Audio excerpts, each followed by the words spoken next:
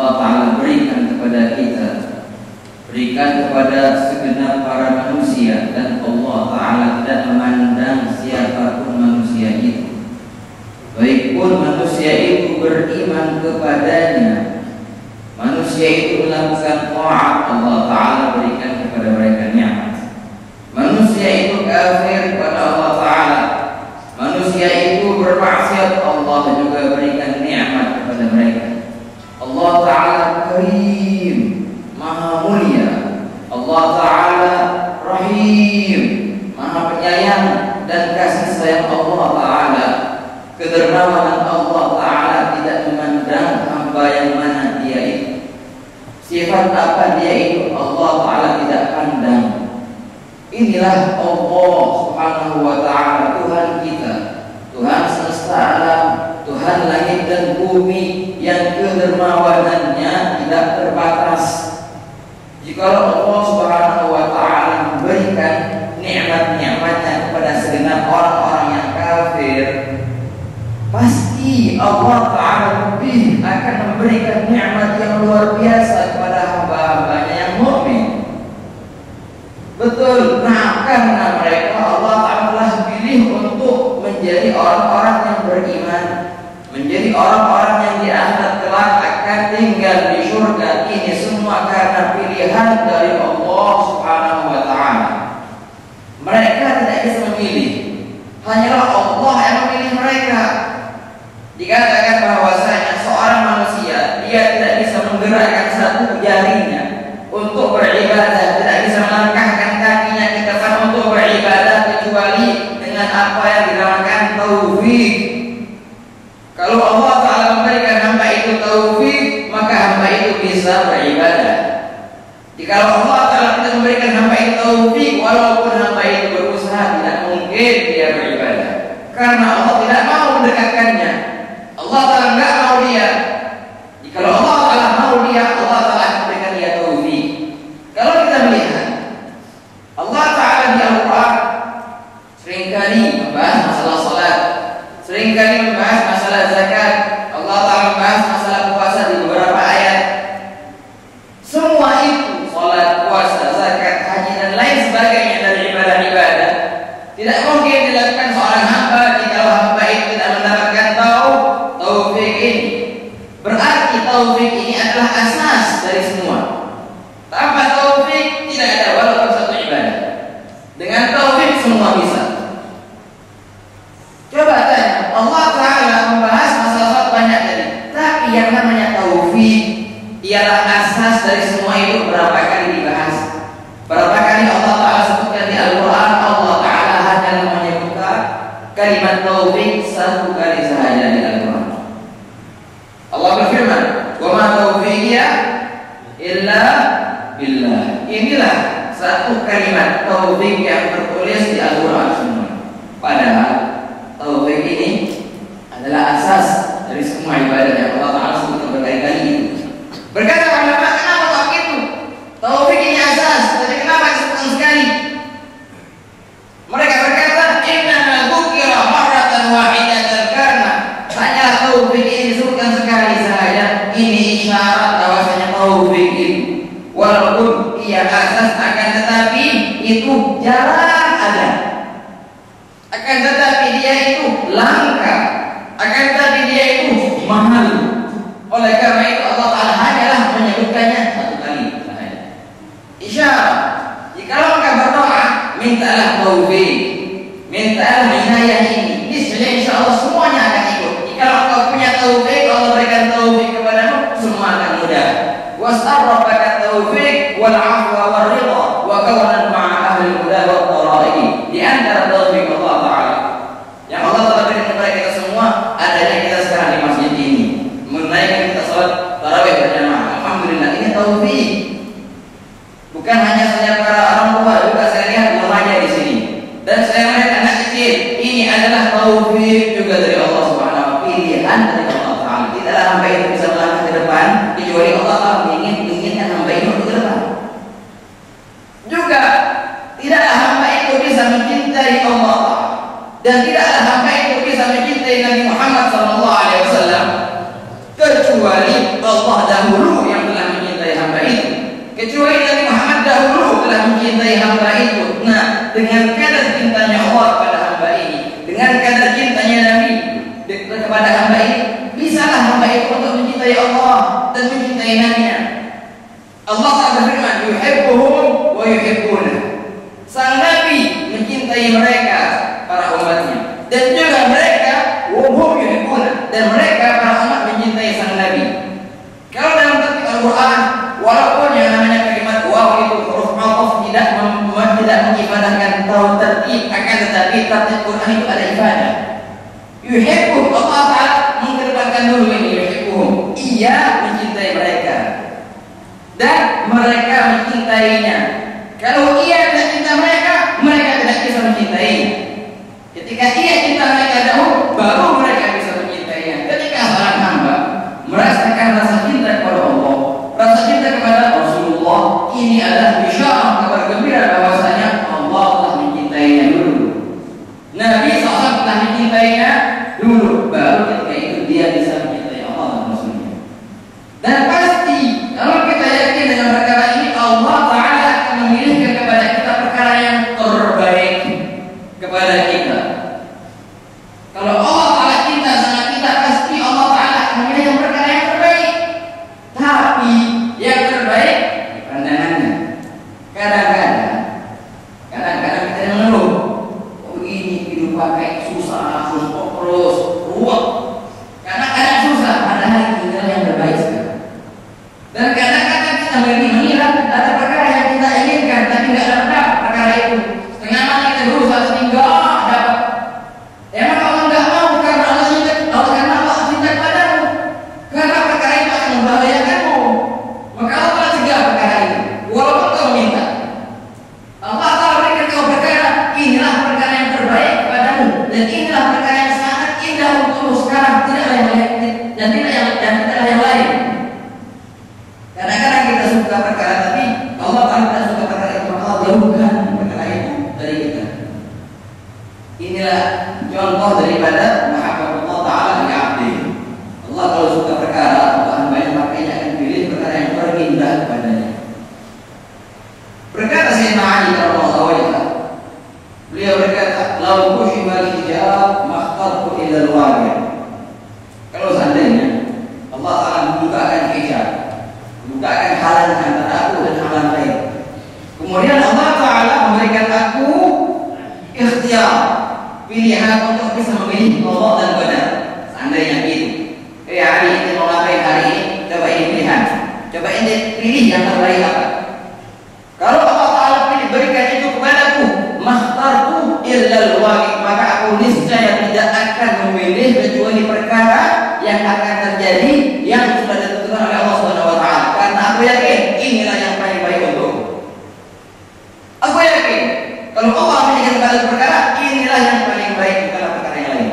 Tidak perlu aku menoleh kanan atau kiri. Inilah yang paling indah. Aku yakin perkara itu.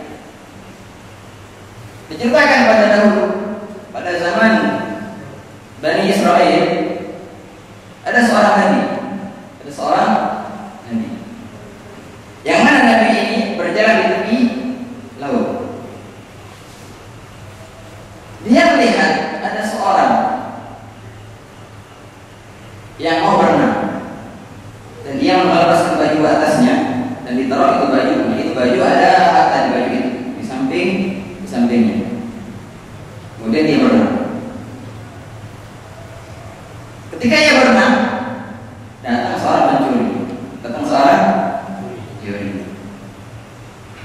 Tanpa sepengetahuan orang yang berenang tadi, tahu-tahunya pencuri ini mengambil baju dan isi-isinya dan kabur. Pencuri itu kabur. Habis berenang, akhirnya berenang, balik lagi ke darat. Dia mencari bajunya, mana bajunya? Kok hilang? Subhanallah. Tidak lama kemudian lewat seorang kakek. Di tempat yang sama, orang yang berenang ini menuduh kakek-kakek ini sama. Ini dia betulnya mas ini. Gak ada yang lain, gak ada yang lain. Ditanyakan, yang kita curi, mana bajuannya sekarang? Balik, kakek bilang, ada yang curi apa? Enggak, bohongin. Pas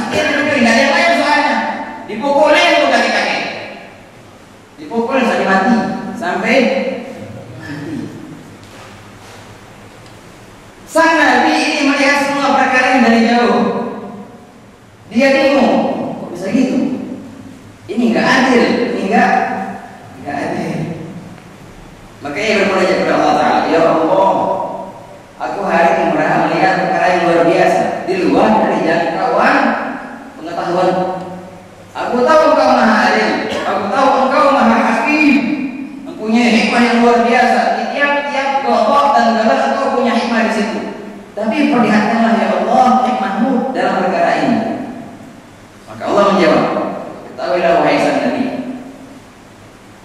kau tengok orang yang berenang tadi, yang ia membuka bajunya, yang dimana bajunya itu ada duit yang banyak yang dicuri orang pemuda, kemudian pemuda itu kabur. Ayah daripada pemuda ini yang kabur, yang mencuri, ia pengusaha dunia. Ayah dari pemuda yang mencuri, beneran nih, mencuri yang beneran itu pengusaha dunia. Nah, orang yang berenang itu dulu yang gawai, bekerja sama orang pengusaha ini. Suatu hari dia mencuri duit bosnya, dan duit yang dicuri sekadar yang dia bawa sekarang yang dicuri oleh anaknya itu. Ketika orang itu mencuri, secara langsung dia sudah mengambil hak orang tuanya. Ini pertama. Jadi mencuri itu betul, ini berarti boleh, bukan ini haram. Tapi mencuri haram, tapi ini hikmah namanya, ini hikmah. Jadi mencuri itu yang memberikan harta orang tuanya. Karena yang berenang ini dulu pernah mencuri harta orang tuanya. Pas, nggak lebih nggak kurang, pas. Ini pertama. Baik, gimana orang tuanya kesian? Kok dibunuh? Mati, dipukul, mati. Maka Allah berkata, ya, orang yang berenang ini, dia mempunyai ayah yang pengusaha tadi. Itu ayah dibunuh oleh orang tua ini. Bunuh oleh kakek yang datang. Dulunya ini kakek orang jahat, suka bunuh orang. Di antara korbannya adalah pengusaha si bapak yang berenang itu dibunuh oleh orang itu. Maka ketika orang ini membunuh si kakek, enggak secara tidak langsung dia sudah mengkisos, mengambil hak orang tuanya. Jadi enggak ada namanya zalim di situ. Ada enggak zalim di situ? Jadi semua sudah mengambil haknya. Kalau kita lihat dari jauh, ini luar biasa zalimnya. Kesian yang mencuri ambil harta dia senang-senang, yang dituduh mati. Ini zalim, tapi di balik itu ada hikmah. Ketika Allah Ta'ala mencintai pada hambanya, Dia akan memberikan perkara yang terbaik kepada hamba. Walaupun kadang-kadang hamba itu mengira ini perkara buruk, tapi kau yakin ini perkara yang paling baik baginya. Kita minta harta yang banyak, ya Allah berikan harta yang banyak, tapi tidak datang. Karena Allah tahu kalau seandainya kau punya harta yang banyak, engkau akan lupa darinya, engkau akan jauh darinya. Tapi orang ada yang kaya, betul, karena Allah tahu mereka orang kaya itu tidak terlalai dengan harta mereka. Ada orang-orang yang Allah berikan harta, tapi Allah tidak suka, benci sama dia. Di akhirat mereka akan dihisab dan termasuk neraka. Semua ada hikmah ya Pak. Semua ada hikmahnya. Hanya kita tinggal menerima dan kita ridho. Seorang hamba, jika ia cinta kepada Allah Taala, ia akan senang dengan semua yang Allah Taala tentukan kepadanya, karena ini dari kekasihnya. Ini kekasihku yang memberi. Apapun pemberiannya aku suka dan aku rela. Kalau jauh-jauh, pemuda sekarang banyak. Kalau seandainya seorang pemuda yang mencintai perempuan, contohnya, si perempuan mana menampar si remaja itu, remaja keenakan, coba lagi tampar lagi, ya enggak? Iya, kenapa? Karena ini dari kekasihnya. Contoh gitu, contoh kasarnya begitu. Dia keenakan dengan tamparan. Kenapa? Karena ini berasal dari sang kekasihnya. Padahal itu pukulan. Tapi selama itu dari sang kekasih, keenakan dia. Juga seorang hamba, kalau ia cinta kepada Allah Ta'ala, walaupun Allah memberikan bala kepada hamba itu, memberikan ujian yang besar, hamba itu akan sabar dan bukan cuma sabar, akan bersyukur dengan ujian ini. Kenapa? Karena dia yakin ini adalah perkara yang sangat indah yang berasal dari sang kekasih. Walaupun zahirnya kematian kerabat contohnya, walaupun zahirnya kehilangan harta contohnya, walaupun zahirnya suatu kemiskinan contohnya, walaupun zahirnya malapetaka yang zahir contohnya, akan tetapi dia yakin inilah perkara yang terbaik untuknya pada saat ini karena Allah yang berkehendak. Dulu suatu legenda, ada seorang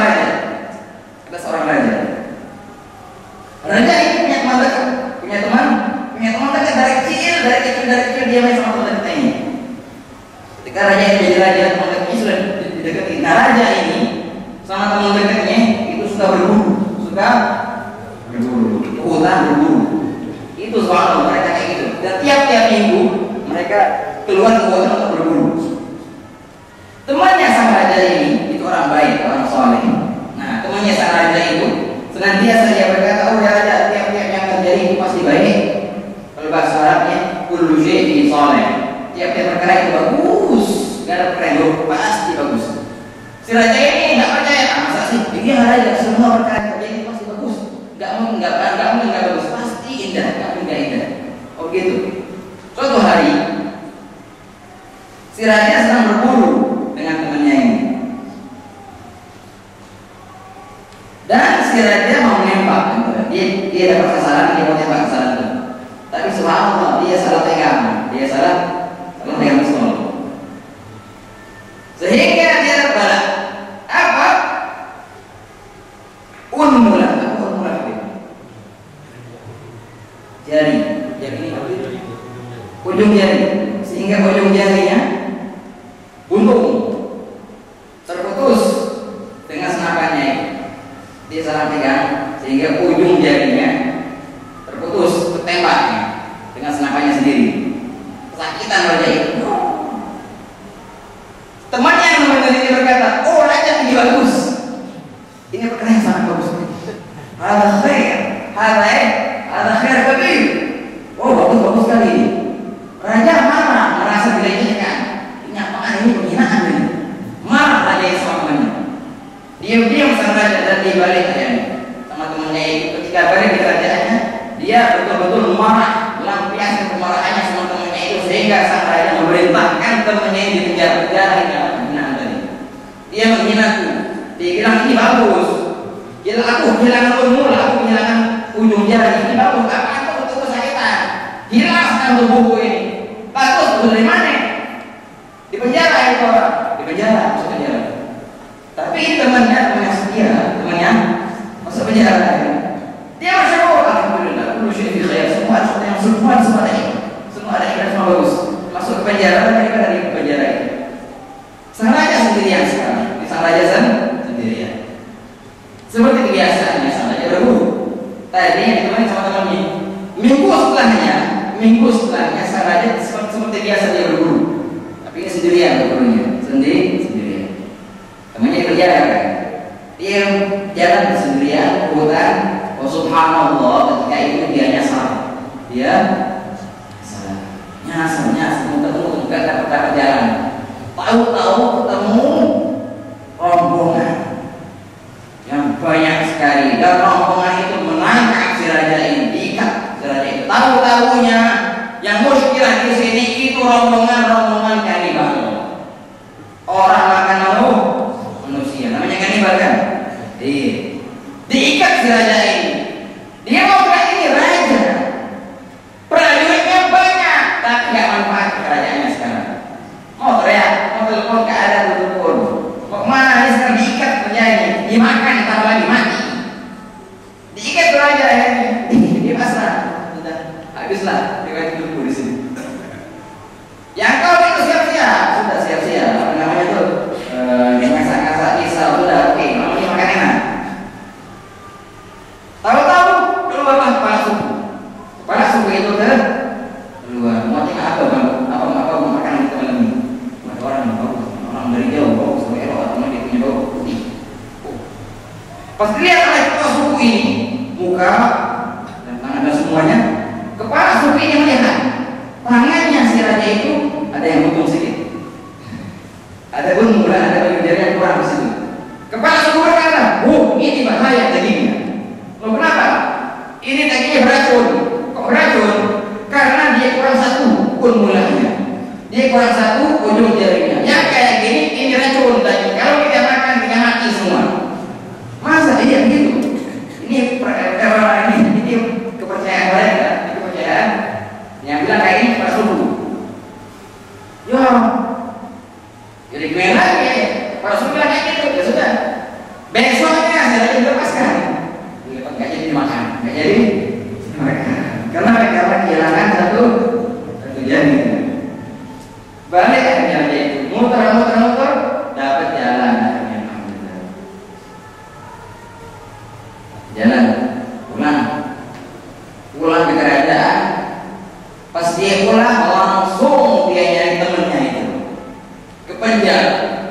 Langsung di penjara dia buka penjara itu, lalu dia peluk temannya itu sambil nangis. Allah, aku gak ngira betul kataanmu. Di tiap-tiap perkara ada kebaikannya. Emang kenapa ada apa? Betul apa yang kau bilang. Ketika tanganmu itu buntung, tanganmu itu terputus, kau bilang inilah perkara yang terbaik. Tadinya aku mengira itu hinaan, tapi betul itu kenyataan. Kok bisa? Cerita yang raja ini. Oh, tadi aku kanibal, diikat sampai banyak misalnya. Mereka memakan, tapi alhamdulillah inilah menyelamatkan. Kalau ini jadi utuh, aku mati sekarang gak ada di sini. Tapi untung ini jadi utuh. Alhamdulillah, berarti ini khair, kebaikan yang sangat luar biasa. Namanya bilang, alhamdulillah sang raja. Betul, semua itu ada baiknya, semua itu ada khair, semua itu ada perkara yang baik. Raja minta maaf kan? Jadi aku mengalah ini, aku minta maaf banget. Nah, sudah kurang ajar soal ini. Kita kurang sama di penjara, minta maaf banget. Kita maksud anak untuk menghina, tapi aku rasa aku ketika itu sakit hati. Kita bilang begitu. Maka orang bilang, jangan sakit hati aja. Ini hukum engkau itu benar. Engkau masukkan aku ke penjara, inilah juga perkara yang sangat baik. Tuh, kok bisa gitu? Iya betul.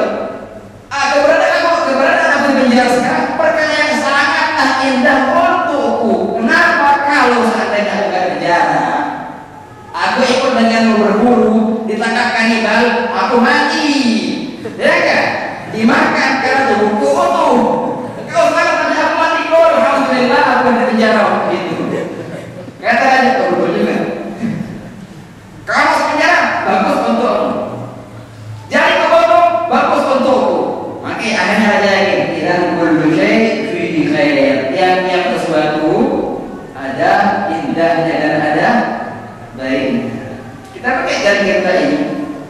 Seandainya kita mendapatkan nikmat, kita syukuri. Kita syukuri, alhamdulillah ini nikmat dari Allah dan kita perkara yang baik untuk kita. Kita mendapat musibah, kita bersabar. Oke, bersabar magam yang indah, magam yang luar biasa. Magam para anbiya, magam para aulia, tapi ada yang lebih tinggi dari itu. Apa? Engkau syukuri, bukan nikmat, engkau syukuri bala. Engkau syukuri musibah itu. Kok bisa disyukuri karena kita yakin inilah perkara yang terbaik untuk kita sekarang.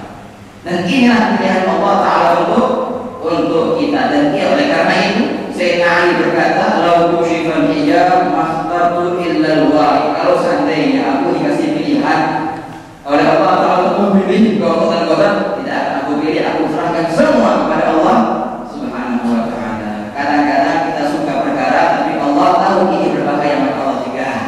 Dan kadang-kadang kita tidak suka perkara tapi Allah ini adalah perkara yang indah, maka Allah berikan kepada kita.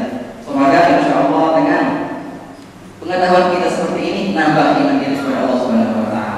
Dan di Ramadan ini adalah pintu yang sangat besar untuk meningkatkan nilai iman kita kepada Allah Ta'ala. Pengampunan ada di sini.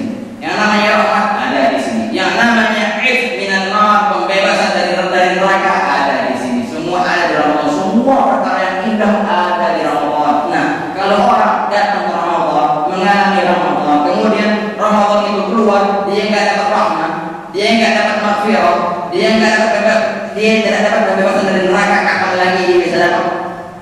Karena ini adalah musuh yang luar biasa. Kalau musuh ini hilang, habis dia nggak dapat, kapan lagi orang mau dapat? Tahun depan siapa tahu kita mati besok. Siapa tahu kita mati besok. Subhanallah. Ini adalah Ramadan terakhir. Bila kalau engkau mau menekuni suatu ibadah, kalau engkau harus yakin bahwa ibadah terakhir. Ketika itu engkau akan berhenti ibadah itu. Semoga Allah Ta'ala menjadikan Ramadan rahmat bagi kita semua. Ramadan dengannya insya Allah Ta'ala berubah nanti kita menjadi hati yang indah, yang bagus. Dan Allah Ta'ala hapuskan semua nama kita dari akhir neraka. Amin ya rabbal alamin. Allah Ta'ala memberikan taufik dan hidayahnya